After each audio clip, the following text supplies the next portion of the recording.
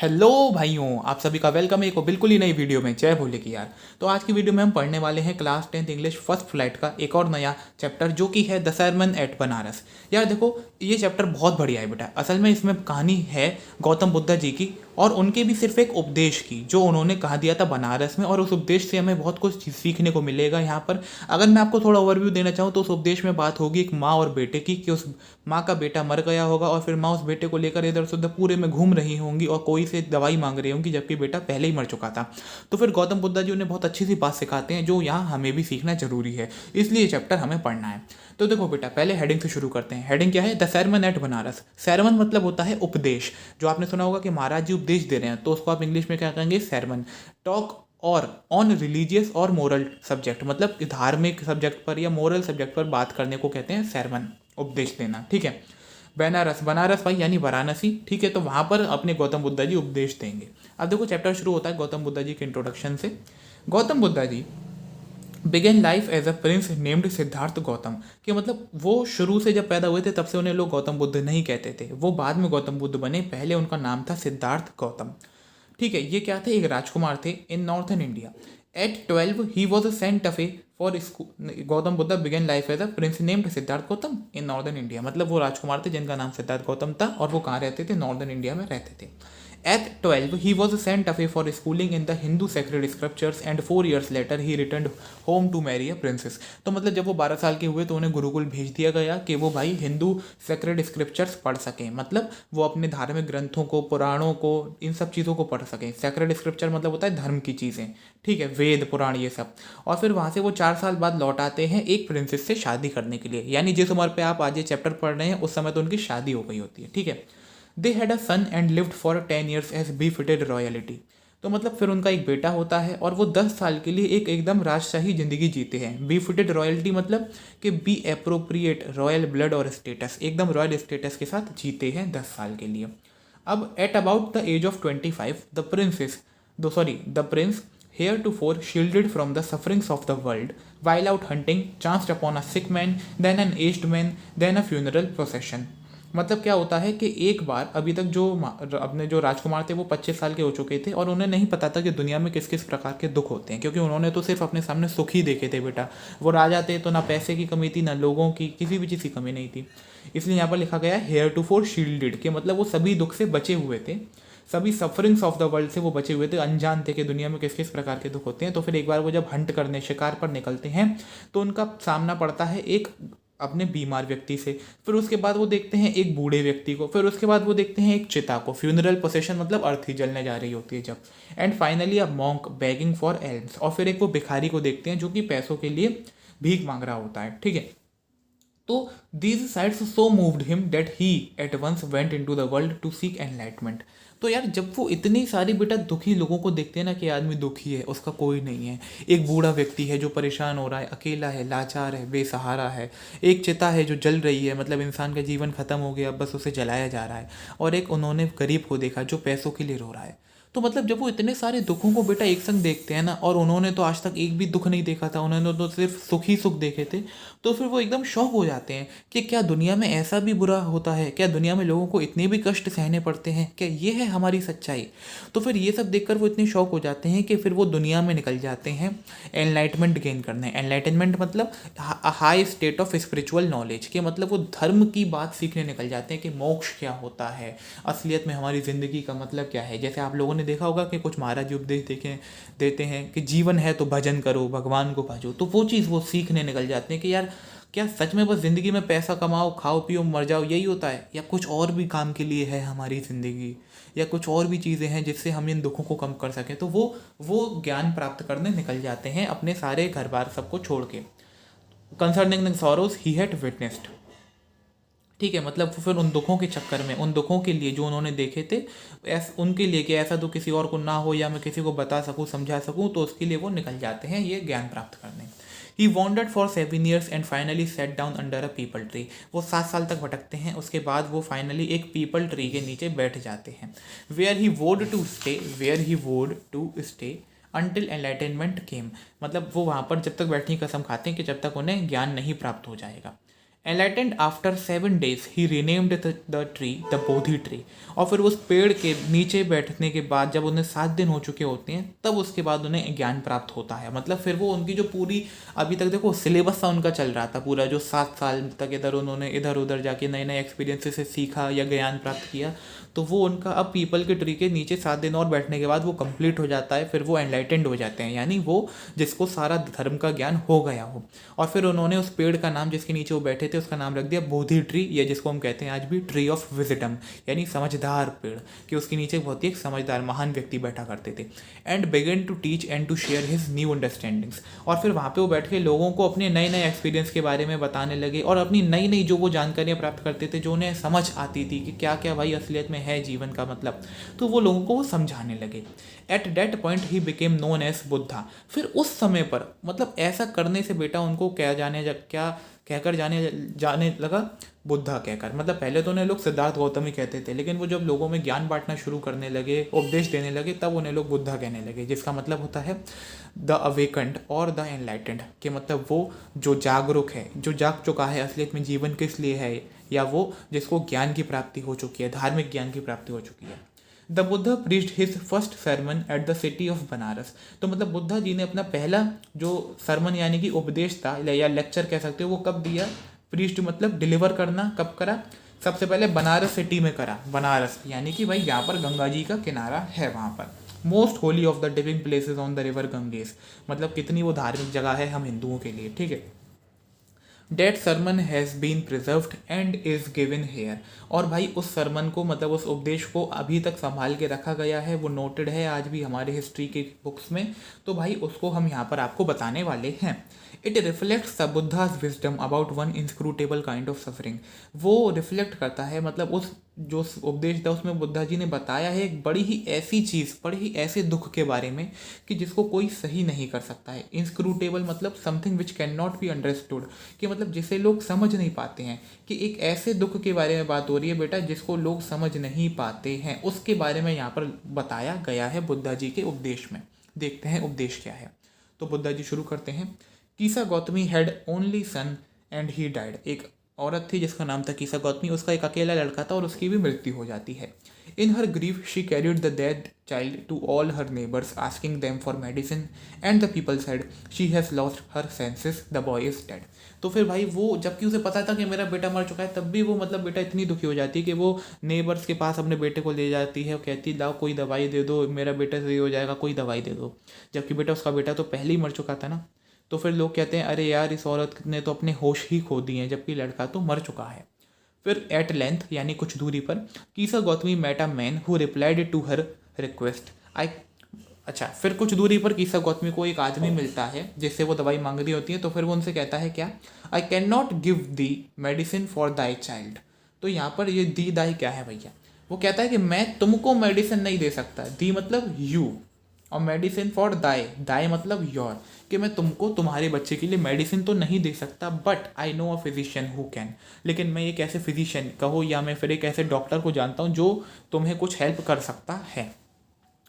तो and the girl said pray tell me sir who is it. तो फिर अपनी कीसा गौतमी जी कहती हैं प्लीज़ बताइए मुझे, प्रे मतलब करके मतलब विनती करके, प्लीज़ बताइए कौन है वो। And the man replied go to Sakya Muni the Buddha. तो फिर वो आदमी कहता है कि भाई आप सक्य मुनि बुद्धा जी के पास जाओ, वही आपकी कुछ मदद कर सकते हैं। तो Kisa Gotami repaired to the Buddha and cried lord and master give me the medicine that will cure my boy. तो फिर कीसा गौतमी कहाँ जाती हैं? बुद्धा जी के पास। रिपेयर्ड मतलब वेंट, जाना। देखो जैसे हम हिंदी में यूज़ करते हैं ना कि मैं अभी अपने दोस्त के पास होकर आता हूँ या मैं अभी अपने दोस्त के पास जाकर आता हूँ, तो बेटा इन दोनों बातों का मतलब तो अलग है, लेकिन हमने वर्ड्स अलग अलग इस्तेमाल करे। होकर, अरे तुम क्या होकर आओगे भाई? तो वो ऐसे यहाँ पर बोला गया है कि मतलब कीसा गौतमी उसके पास सही होने के लिए चली जाती हैं या रिपेयर होने के लिए, अपने बेटे को सही कराने के लिए चली जाती हैं, ठीक है। तो फिर वहाँ पर वो कहते हैं, वो कीसा गौतमी जी बुद्धा जी से कहती हैं लॉर्ड, हे भगवान, हे मास्टर, मुझे मेरे बेटे के लिए दवाई दे दो जो उसे सही कर सके। तो बुद्धा जी आंसर करते हैं I want a handful of mustard seed, कि मुझे एक मुट्ठी भर क्या चाहिए? मस्टर्ड की सीड चाहिए, सरसों के बीज चाहिए। And when the girl in her joy promised to procure it the Buddha added the mustard seed must be taken from a house where no one has lost a child, husband, parent और friend. तो फिर जब वो औरत खुशी से झूम उठती है कि यार एक मुट्ठी मस्टर्ड की सीड तो मैं ले आऊँगी, उससे अगर मेरा बेटा सही हो जाएगा तो मज़ा आ जाएगा। तो फिर जब वो औरत खुशी से झूम उठती है, लेकिन जब भी फिर बुद्धा जी एक कंडीशन ऐड कर देते हैं, एक शर्त रख देते हैं कि मस्टर्ड सीड भाई तुम एक ऐसे घर से लाना जहाँ पर आज तक किसी ने अपना बेटा नहीं खोया हो, या किसी बीवी ने अपना पति नहीं, या फिर किसी ने अपने माँ बाप को नहीं खोया हो, या किसी ने अपने दोस्त को। मतलब कहने का मतलब ये है कि किसी के भी घर में कोई भी डेथ ना हुई हो, ऐसे ही घर से तुम मुझे सरसों के बीज लाकर दो, तो मैं तुम्हारा बेटा सही हो जाएगा या मैं सही कर दूंगा, ऐसा आप समझो यहाँ पर। तो poor Kisa Gotami now went from house to house and the people pitied her and said, here is a mustard seed, take it. But when she asked, did a son or a daughter, a father or mother die in your family, they answered her. तो मतलब पहले तो फिर बेचारी अब कीसा गौतमी चली जाती है, उसे भी पता था यार ऐसा घर कहाँ मिलेगा मुझे, हर घर पूछती है कि कोई भी भाई सरसों के बीज दे दो, तो लोग उस पर पिटीड मतलब दया करके दे भी देते हैं बीज। लेकिन जब वो कंडीशन शर्त पूछती है कि कहीं आपके यहाँ किसी बेटे की या आपके माँ बाप कहीं की डेथ तो नहीं हुई है किसी की, या कोई आपके परिवार में मरा तो नहीं है, तो फिर भाई लोग उससे आंसर करते हैं, alas the living are few but the dead are many, do not remind us of our deepest grief. तो फिर वो लोग अलास मतलब एक्सप्रेशन शो करने के लिए, सौरों का एक्सप्रेशन, सैडनेस का एक्सप्रेशन शो करने के लिए कहते हैं वो कि भाई जिंदा तुम ऐसे कह रही हो यहाँ पर कि कोई मरा नहीं है, अरे यार यहाँ पर तो जिंदा लोगों की गिनती कम है और मरे हुओं की ज़्यादा है। तुम हमें हमारे सबसे बुरे वक्त की याद मत दिलाओ, बहुत दुख होता है, मतलब हमें भाई अपने उस वक्त की याद मत दिलाओ। And there was no house but someone beloved one had died in it.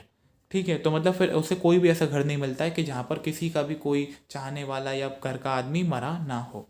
फिर एंड में क्या होता है, Kisa Gotami became very and hopeless. तो वो बड़ी बेटा होपलेस सी हो जाती, निराश सी हो जाती, and sat down at the way side watching the lights off the city. तो मतलब फिर भाई वो क्या होता है कि वो उदास होकर बैठ जाती है एक रास्ते में सड़क पर, और वो देखने लगती है सिटी की लाइट्स को, जो स्ट्रीट लाइट्स लगी होती है ना, वो देखने लगती है। As they flickered up and were extinguished again. तो मतलब कैसे वो शुरू में तो जलती हैं, फिर फड़फड़ाती हैं, और फिर बेटा एकदम बुझ जाती हैं। At last the darkness of the night reigned everywhere. और फिर अंत में क्या होता है कि हर जगह बेटा अंधेरा छा ही जाता है रात का। ठीक है। And she considered the fate of man. तो मतलब जब उसने चीज़ को देखा ना कि बेटा कैसे स्ट्रीट की लाइट्स पहले चली, जलते जलते फिर वो फड़फड़ाने लगी, कि जब बुझने वाली होती है ना इंसान तब फड़फड़ाने लगी, इंसान कह रहा हूँ मैं सॉरी, लाइट्स, कि वो जब दिया बुझने वाला होता है तो तब वो एकदम फड़फड़ाता है ना, तो ऐसे ही वो लाइट्स करने लगी, और एंड में वो बुझ ही गई, और फिर क्या हुआ, रात का अंधेरा छा ही गया। तब बेटा कीसा गौतमी को समझ आता है कि यार ऐसे ही तो हम इंसानों की किस्मत है, या हमारी ज़िंदगी है कि हम पहले पैदा होंगे, जन्म लेंगे, खूब जवानी में मज़े करेंगे, जिएंगे बढ़िया, पर जब बुढ़ापा आएगा तो फिर हम मतलब फड़फड़ाने लगेंगे कि हमें दुख होगा, कष्ट होगी, तकलीफ़ होगी, और फिर एक एंड समय बाद बेटा हम मर जाएंगे, हमारा एंड हो जाएगा।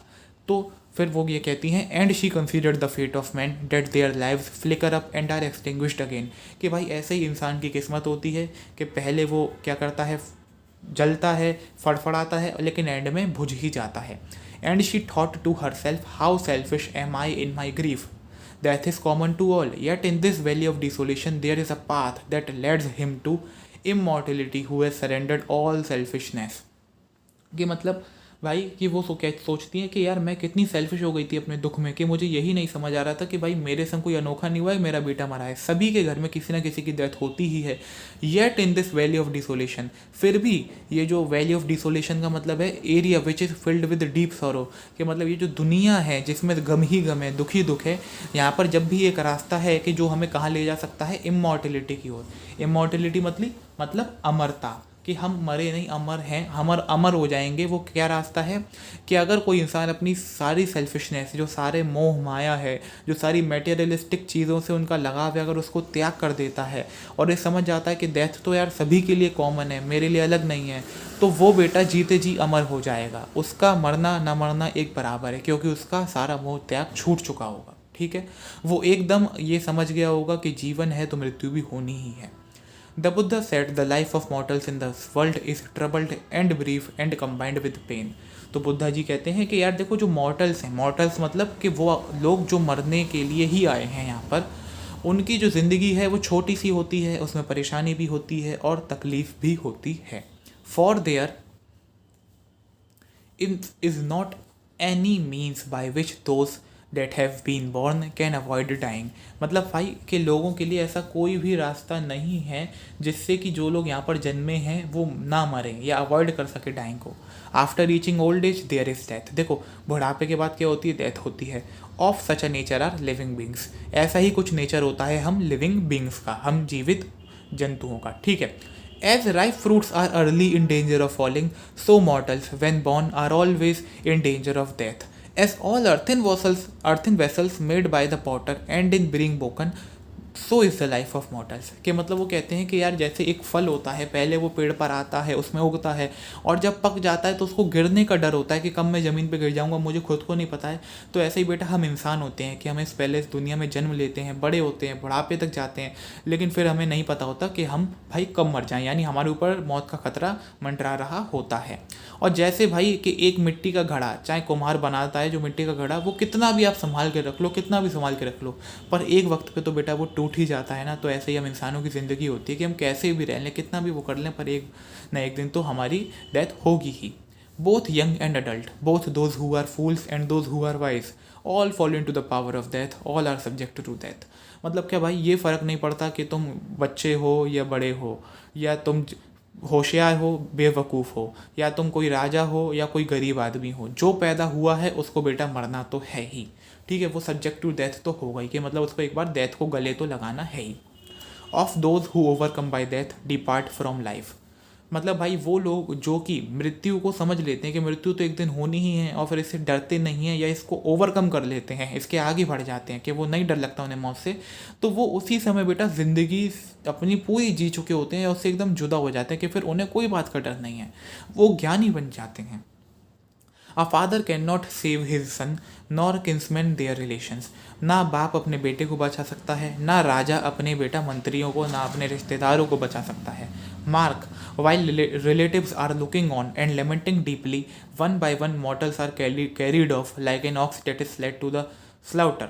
तो मतलब भाई मार्क करो कि जब अपने रिश्तेदार जो होते हैं वो रोते हैं, तो लेमेंटिंग मतलब दुख बनाते हैं। आपने देखा होगा कि अगर किसी घर में कोई डेथ हो जाए तो उसके रिश्तेदार आएंगे, वो वहाँ पर रोएंगे बैठ के।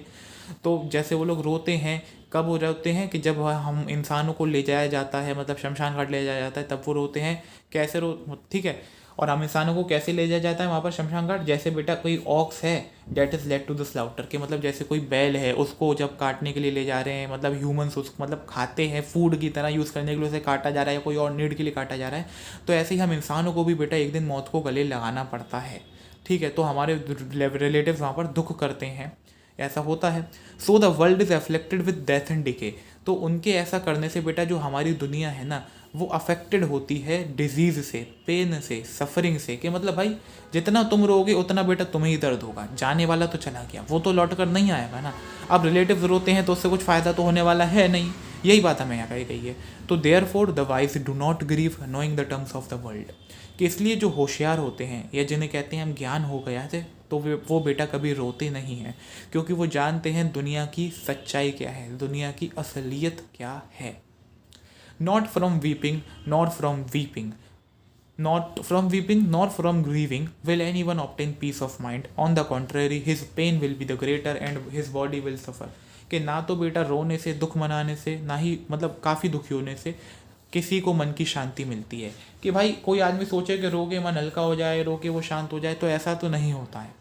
ऑन द कॉन्ट्रेरी, बल्कि इसका अपोजिट और होता है। क्या कि उसकी बॉडी सफ़र करती है। जैसे अगर आप किसी दिन ज़्यादा रो लो तो आपकी आंखों में दर्द होगा, आपको फीवर आ सकता है, आपका मेंटल स्टेट डिप्रेस हो जाएगा एकदम, और उसकी भाई बॉडी सफ़र करती है, बस और कुछ नहीं होता। He will make himself sick and pale, आप खुद बीमार पड़ जाओगे। Yet the dead are not saved by his lamentation, लेकिन बेटा जब भी आप मरे हुए व्यक्ति को तो नहीं बचा सकते ना, लेमेंटेशन करके, दुख करके, ठीक है। He who seeks peace should draw out the arrow of lamentation. वो आदमी जो समझ गया है कि भाई शांति क्या होती है, उसको अपने दिल से ये दुख का तीर निकालना पड़ता है कि दुख कुछ नहीं होता बेटा। अगर जो होशियार है वो समझ जाता है कि ये जो एक दिन आया उसे तो जाना है ही। दुख का तीर निकालना पड़ता है, कंप्लेंट का और सैडनेस का, कि कंप्लेंट नहीं करनी चाहिए कभी किसी से कि भाई अब ऐसा हुआ तो क्यों हुआ। आप भगवान से जाकर कहो कि आपने ऐसा क्यों कर दिया हमारे संग। बेटा जो आया है उसे तो जाना ही है, ये तो समझना पड़ता है एक ना एक इंसान को हर दिन। He who has drawn out the arrow and has become composed will obtain peace of mind. तो अब वो आदमी की बात हो रही है जो बेटा समझ चुका है, जिसने अपने दुख का तीर को मन से निकाल दिया है, जो शांति समझ चुका है कि भाई अब वो सच समझ गया है कि जो आया है उसे जाना है, तो वही ऑब्टेन कर लेगा पीस ऑफ माइंड को, या वही असली शांति को ऑब्टेन कर सकता है। He who has overcome all sorrow will become free from sorrow and be blessed. वो व्यक्ति जिसने बेटा सारे दुखों को पीछे छोड़ दिया है, उनको समझ गया है वो कैसा तो भाई होता है, तो वो ही बेटा असली शांति व्यक्ति हो सकता है, या वही ऐसा व्यक्ति है जो दुखी ना हो और हमेशा उसका भगवान पर आशीर्वाद रहे। क्योंकि भाई दुख मनाने से इंसान वापस नहीं आता कभी। अब बड़ा ही प्यारा सा चैप्टर था, फटाफट से बेटा इसकी लर्निंग को हम यहाँ देख लेते हैं। मैंने आपके लिए वो भी लिख रखी है और थीम भी लिखी है, ठीक है। तो बेटा थीम देख लो इस चैप्टर की क्या है। The theme of famous sermon delivered by Buddha is that man must understand and accept that death is a part of life and man must not grieve over it. कि मतलब भाई थीम क्या है इस फेमस चैप्टर की, कि भाई man को ये समझना पड़ेगा, एक्सेप्ट करना पड़ेगा कि जो मृत्यु है वो जीवन का ही एक हिस्सा है, और इंसान को उस पर दुख नहीं जताना चाहिए या दुखी नहीं होना चाहिए। Life and death are inseparable. Life और जो डेथ होती है वो बेटा एक दूसरे से अलग नहीं होती हैं, क्योंकि अगर जिंदा हुआ इंसान तो मरेगा भी। And must understand this universal truth, otherwise he or she will have to pass a face of undue grieving. ठीक है, और हर इंसान को ये यूनिवर्सल ट्रूथ है बेटा, इसको एक्सेप्ट कर लेना चाहिए, वरना उस इंसान को फिर बिना फालतू के बेटा एक ऐसे फेस से गुजरना पड़ेगा जहाँ पे वो बहुत दुखी होगा। मान के चलो आपका कोई करीबी रिश्तेदार मर जाता है तो फिर आपको दुख होगा, लेकिन अगर आप समझ चुके हो बेटा कि लाइफ थी उसकी तो डेथ तो होनी थी एक दिन, तो आप फिर उतना दुख नहीं करोगे वहाँ पर। ठीक है, अब इसकी लर्निंग को हम देख लेते हैं। बेटा लर्निंग हमें क्या मिल रही है यहाँ पर, ध्यान से। पहली लर्निंग है, the teachings of a great person enables us to face the most challenging phases of the society और लाइफ। कि मतलब कोई अगर महान व्यक्ति हमें कुछ समझाए सिखाए तो फिर हम अपनी ज़िंदगी के बुरे से बुरे वक्त को या बड़े से बड़े चैलेंज को भी फेस कर सकते हैं। जैसे यहाँ पर कीसा गौतमी को सिखाया गौतम बुद्धा जी ने, तो उन्होंने फेस करा या कि नहीं करा। ठीक है, सेकंड लर्निंग है, a little guidance to those who are experiencing grief can help them to understand and can come over grief. मतलब फिर अगर हम जो दुख बना रहे हैं लोग उनको थोड़ी सी गाइडेंस भी देंगे, थोड़ा सा भी ज्ञान देंगे, तो फिर वो उनको हेल्प कर सकता है समझने में कि हमें दुखी नहीं होना है और वो दुख से उभर सकते हैं, बाहर आ सकते हैं। The chapter brings home the essence of Buddha's teaching that human life is brief, one who comes to this world has to leave it. ठीक है, तो फिर तीसरी बात क्या है कि भाई ये जो चैप्टर है वो हमें एक सीख देता है बुद्धा की टीचिंग से, क्या कि ह्यूमन लाइफ है वो छोटी सी है, दुख भरी है, तकलीफ़ों से भी भरी हुई है। जो इंसान इस दुनिया में आया है उसे तो इसे छोड़ के भी जाना है ही।